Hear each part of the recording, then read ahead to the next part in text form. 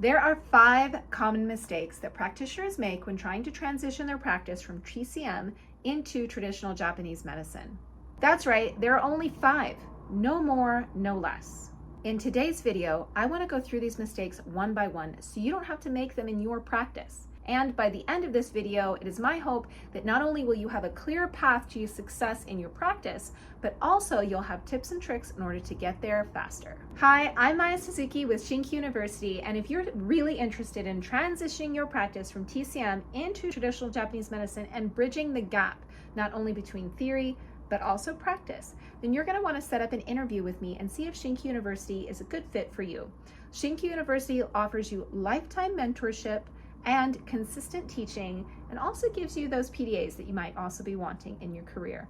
Go ahead and click the link in the description box below to set up an interview. And of course, if you're new here to this channel, please don't forget to like, subscribe, and hit the bell to be notified of all videos coming out about traditional Japanese acupuncture, Moxibustion, and Shonishin. Now, if you're returning to this channel, thank you so much for being here. It's always a pleasure. So how do I know about these mistakes? First of all, I've made these mistakes, and also I've seen my students before they come into ShinKyu make these mistakes as well.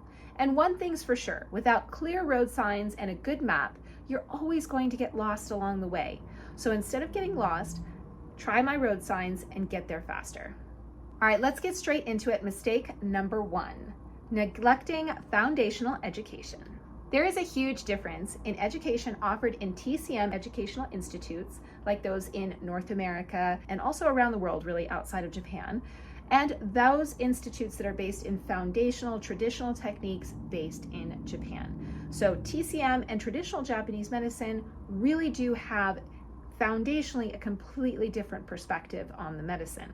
Now, of course, there are things that are going to be similar. For example, they share a lot of the theory, the points are the same for the most part. Meridians are essentially similar as well. However, the foundational application of how you approach the client is going to be different all the way down to the education. So one of the things that you really have to do to bridge that gap for your practice to transition into traditional Japanese medicine is to really address the gaps in your education.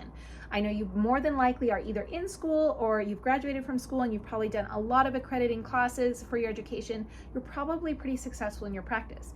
That still doesn't mean that your foundational education is not lacking in order to make that transition.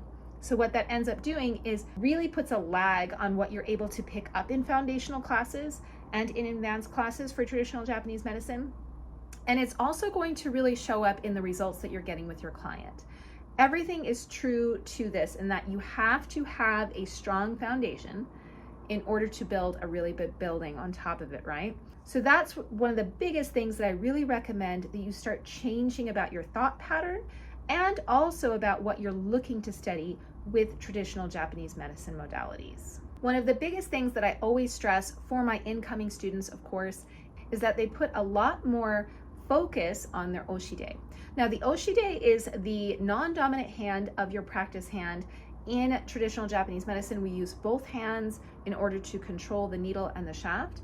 And the oshide is really important for a lot of things. First of all, it acts as a receptor to pick up ki from the client and to understand how the tissues and skin are changing underneath your hand.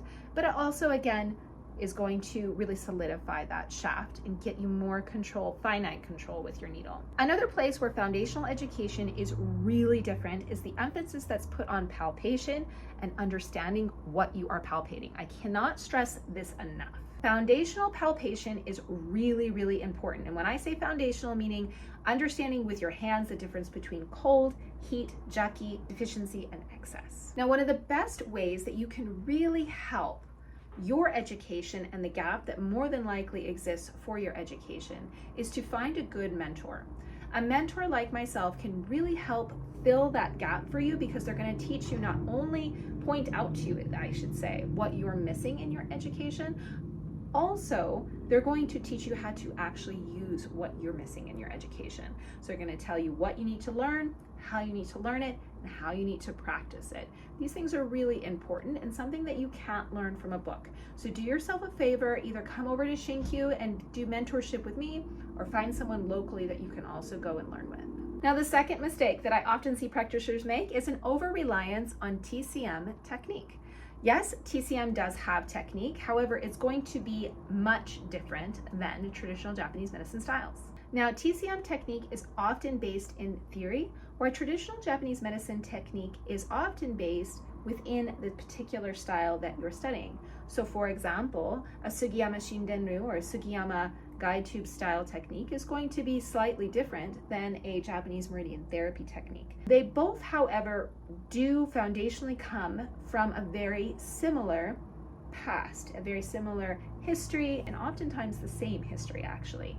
So learning one style of technique in traditional Japanese medicine does not, however, cut you off from other styles. It can help to build into other styles.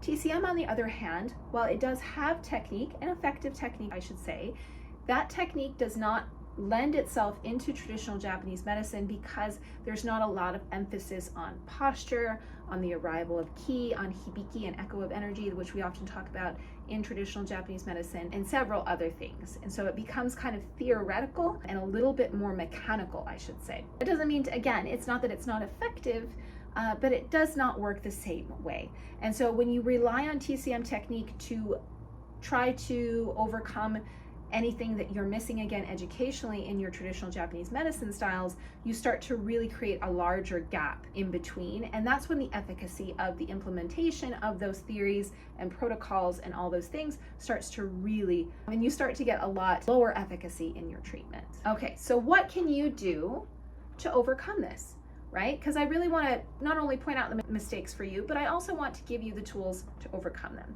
And it's really, really simple. Embrace traditional Japanese medicine techniques. To embrace traditional Japanese medicine techniques, you have to first learn them. So we go back to mistake number one. So you have to learn what you're missing. You have to learn it well. And that goes back, of course, to getting a good mentor to make sure that you're really learning those techniques that are good for the client and work with where the client's body is at that moment. Of course, integrating those techniques into your current practice is also just as important. So make sure that you find a place like ShinKyu that can help mentor you into integration, so you don't have to throw away all of your TCM experience and technique. You can also bring that in and say, look, I used this technique in this way.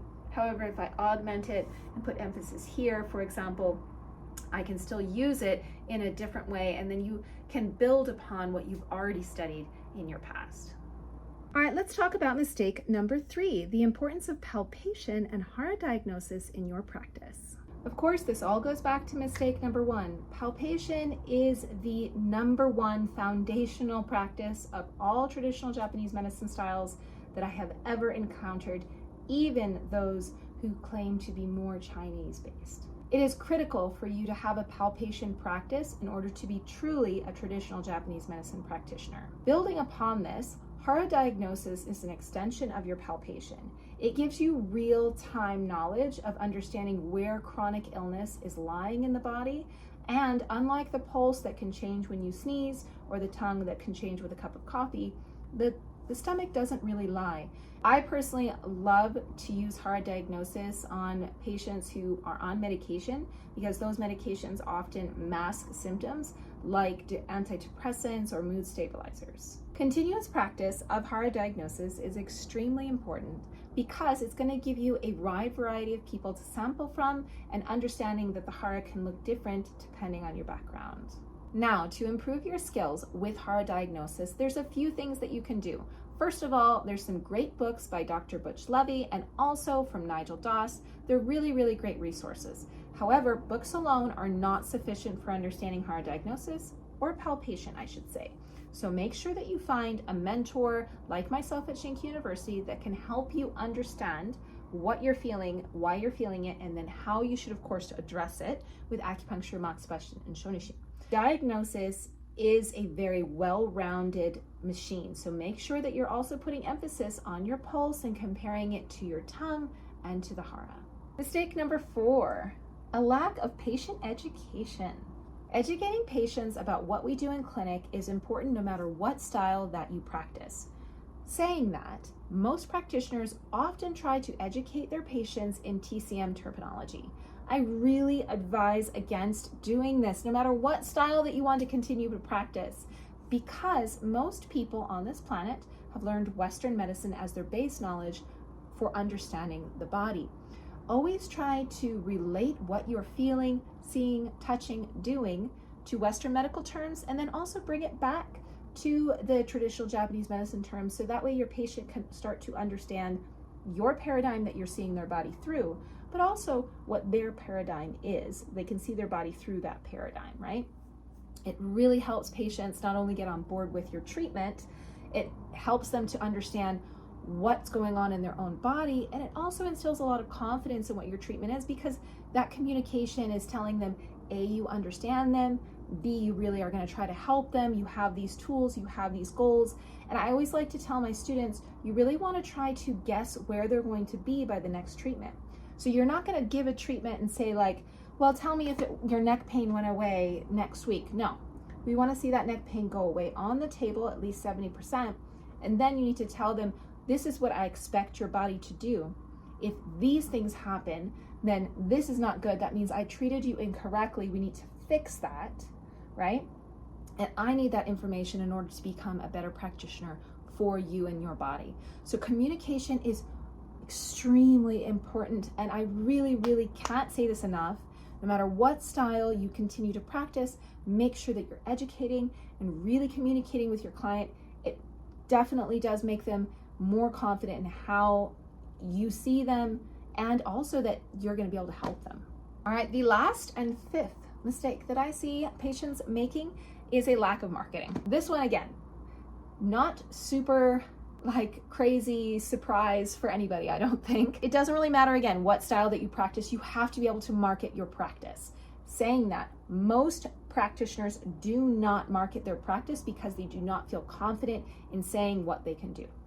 And I can say this across the board. I've had so many practitioners. One of my newer students, John, he came into my practice. He had been graduated out of school, I think, for 10 years, had his current clinic open for several years, still was only seeing 3 to 5 patients a week. And all I had to do was tell John very simple things to do. Stop doing SEO. Yes, website's important, but really the most important thing that you need to have in order to bring clients into your practice, A, you have to feel confident about how you're approaching them. 100%. If you don't feel confident, you're not gonna instill that confidence. You're not gonna talk about yourself. B, start setting up networking meetings with people in your community. Meet them for coffee. Learn what their practice is. See if you can create a network of practitioners that can support your clients. And also you need people like real estate agents and construction companies and engineers. I don't know, you like things that your patients are going to ask you. Hey, do you know a good mechanic? Do you know a good restaurant to have pho at? You know, like you need to have these things in your back pocket and have them be really, really good recommendations.